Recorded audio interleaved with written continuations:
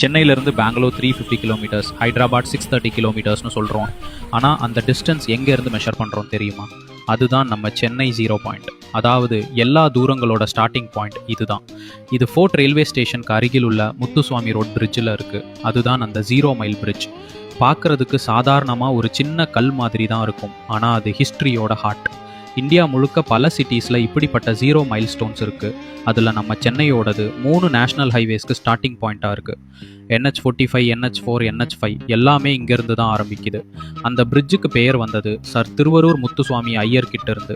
இவர் தான் மெட்ராஸ் ஹைகோர்ட்டில் ஜட்ஜாக நியமிக்கப்பட்ட முதல் இந்தியர். அவரோட பெயரும் அந்த 0 பாயிண்ட்டையும் இன்னைக்கும் வாழுது.